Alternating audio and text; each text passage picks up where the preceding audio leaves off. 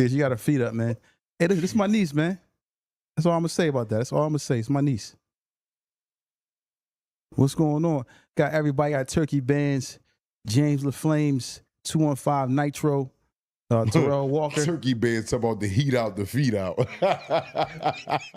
TB, cool out, man. Well, let's get to it. So, this, our episode, this episode is a real special episode for me, mainly because, it's my... How is it special for you? Because you know the niece. Situation. It's my niece. Or you happy that she up here? No, or it wasn't special about what she went through or may have went through? But hear me out. It's a bright side and a dark side too. Okay. The bright side is that it's my niece. The dark side is that you up here. You know what I'm saying? God. So that's the dark side. But I got my niece up here, and we want to get into this. So once again, tell us what judges, we do not glorify prison in no way, shape, form, or fashion. That's right. At all. They know what's we bring going you on. Real stories from real people, real events, real things that happen. So, Malikah, how old are you now? I'm 29. 29. I remember you was a baby. I remember you was in the stomach, and I remember the day your mom had. We just said that. This made me just think about like, dang, man, that's crazy. Time be flying. Oh, about to be 30. Time be flying, man. And you're 29 years old. You're beautiful as ever. You're very smart. You're very intelligent. You are ambitious. You want the best out of life, but you also have endured some stress and and still enduring stress of things because of the prison systems, because of the society or places that we grew up in, the neighborhoods that we have grown up in, and our families have been brought into. But so as a kid, your father was incarcerated, right? And how old were you when your father was incarcerated? I was 5. 5 years old. Yeah. Wow, and it just seems like yesterday. And your father was a part of the indictment with this guy right here. And when your father was indicted, at the time, I'm assuming you didn't really understand the aspect of prison and what was going on at that time. Yeah, no, not really. I just knew that my dad was here and then he was gone. It was like, I remember, I just was saying this to my mom, like he dropped me off in kindergarten and then he never dropped me off to like ever. Talk to the mic if you can. Let me see. Let me help you out real fast. You can pull it out, son? Is it close enough? Yeah.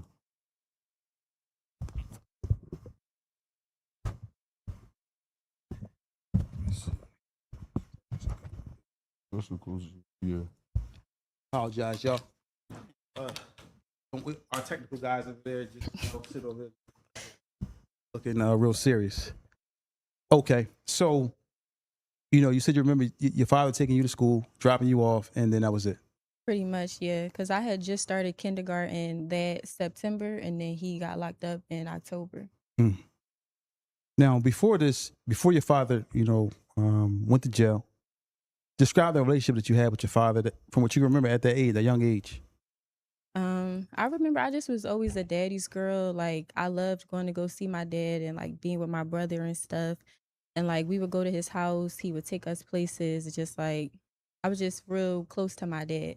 So for him, like him leaving that suddenly, and then not only that, but like right before he got locked up, he was in the hospital. Mm-hmm. So it was like a lot of like fear of like what's going to happen to him, and like people not really trying to tell me stuff, but I knew something was going on. And then he went from the hospital to now he's locked up, and now I'm like, well, like, what's going to happen now? And just to kind of give the fans or people or listeners just some insight. So her father was shot one night. We was in the neighborhood. Her father was shot, and he ended up going to the hospital. And in the hospital, the feds had already arrested some other guys. Because we saw other guys that was on indictment get arrested, but we didn't know if they was going to come and get us or start locking us up. And they ended up getting him or arresting him while he was in the hospital, and his and fresh, he was still was in the bed, stitches and everything that he had in his body from being shot. I remember being down there the day before, and we was on our way down there to go see him just to kind of get some insight. We was on our way down there, and they like I forget who called, but it was like, yo, don't go down to the hospital. The feds just grabbed Leak out of the hospital. So I'm like, wow. But for us, we didn't really understand the feds at that time because we were still so young, and we didn't really understand it, the magnitude of everything. So we just looking at it like, all right, it's the feds, it's the cops. But we knew it was serious when I talked to him after that. But so your father got took out of the hospital, went to the prison, the FDC, I believe, and nobody wanted to tell you anything about what was going on in your father. When did you talk to him? What was the first time we talked to him when he was in jail? Honestly, I don't really remember. The first memory I have after him being in the hospital was he was at a place called, I think Hudson County or something like that. And they had like the phones and the glass. So that was the first time I remember like visiting him, talking to him or anything. But that might have been like, I don't know how long that might have been after he had got picked up. But I know I was maybe like 6 maybe at the time. And for those who don't know, Hudson County is a state facility jail that rents units to the federal government, which is in Jersey City, outside of Philadelphia. This is what she's referring to. Again, it's called Hudson County and is in Jersey City and is a state-ran facility jail that, every once in a while when they got space, they will rent a unit to the federal government for the federal government to house federal inmates in this state facility. Yeah. And I remember coming to see you. Well, I remember coming up to the prison one time to come see you, and we all came up there, and I remember just talking to you behind the glass, young, so I know exactly what you were talking about. And I remember him complaining about just the conditions over there. And you said that prison was made to do what? Break you. That prison is, and when you get sent to that prison coming from a prison such as FDC, the conditions is night and day, meaning that they get worse as far as in how worse a bid can get. If you're thinking about Hudson County, that's it. Hudson County, a regular ramen soup that's out here in society that costs 25 to 30 cents. In regular FDC, that soup will call you 60 cents. Regular federal detention center. In Hudson County, it's $5 for one. $5 for one square packet of ramen, chicken, beef, or vegetable, whichever you choose. So the conditions of it's like going from a mansion to a bando. That's what the conditions for the inmate is doing time in there. Wow. So still at this time, you're 6 years old, and at 6 years old, you don't really understand nothing other than the fact that you want your father. Yeah. And just like having to see him there is like, I'm not understanding why I have to go there to see him and like why he can't come home with us. So it's like, I remember when I was younger, every time I would see him, I would cry like every time we left. Because it's like, why I have to leave you here? Why you can't come with us? What was something he said to you that you remember from being that young that's kind of stuck with you? I just remember he used to always just tell me that he was working on getting home to me. So I just remember a lot of talk about like appeals and stuff like that. Like he would tell me like, I didn't really know everything, but he would at least tell me that like, I'm working on it. So I was just always looking forward to him coming home, even though it ended up being 19 years later. But 19 years. Can I ask you a question, Malikah? How did your father, your natural biological father, how did this course from 5 to 19 years later, during the 19 years, did this have some influence on how you were shaping your life of your father being gone for so long?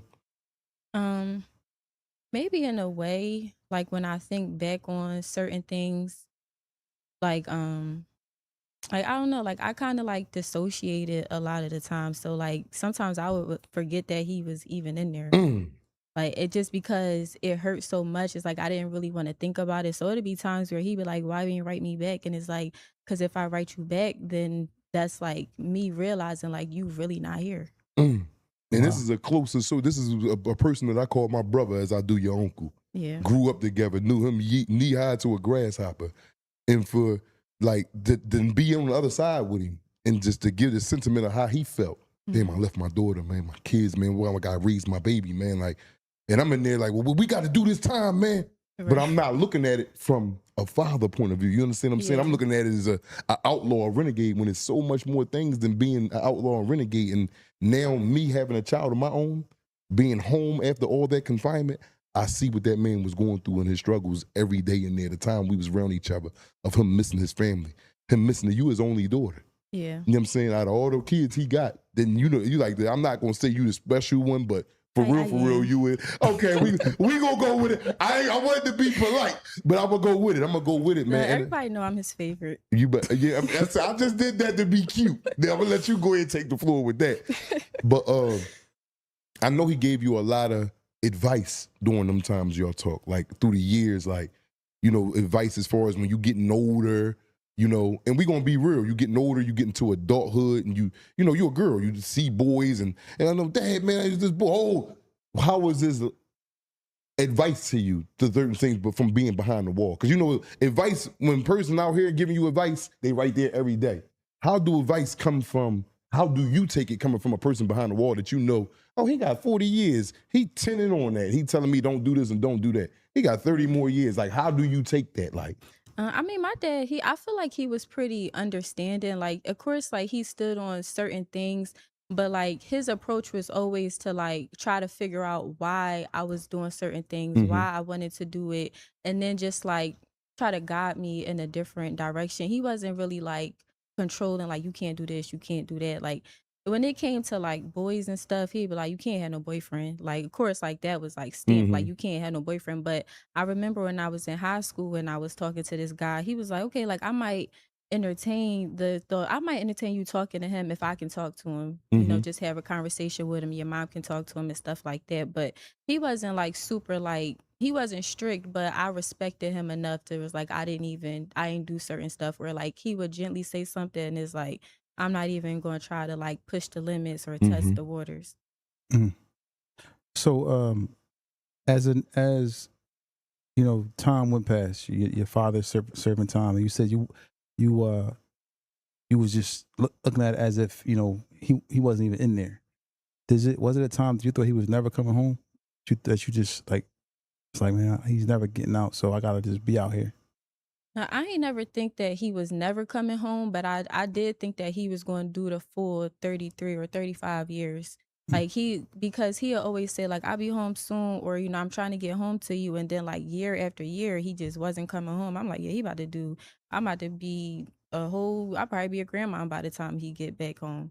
So I didn't think it was going to be the 19. I really thought he was going to come home. What was it, like 2033 or something like that? It said he was going to be back. Yeah. So we always talk about the aspect of, like, you know, when a woman's getting up to take the kids up to the prison to see their loved one. How was it for a kid? What do you remember as a kid taking that trip up to the prison to go see your dad? I mean, the trip itself would be fun because it'd be like when I was with my mom, we would go like with a friend or something that had kids.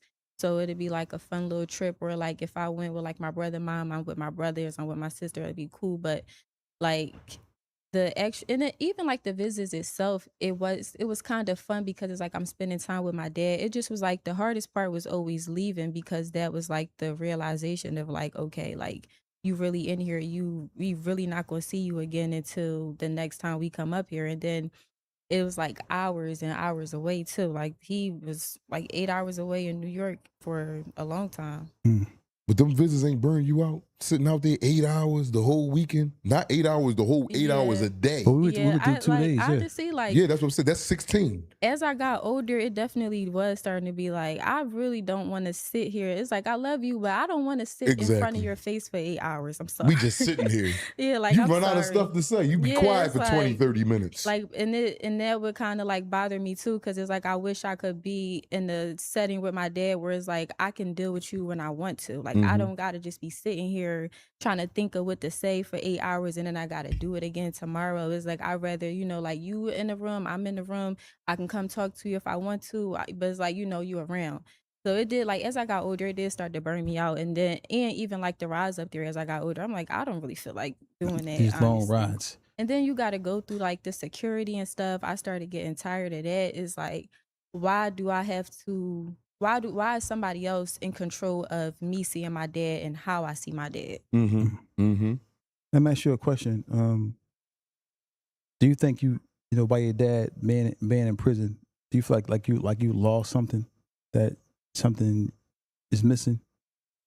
Um, a little bit, yeah, because it was like so much stuff that I wanted him to be there for, and he just was never there. Like I said earlier, like he dropped me off to kindergarten, and then I went first, second, third, all the way to high school. I went to college and everything, and he was never there to take me to school ever again.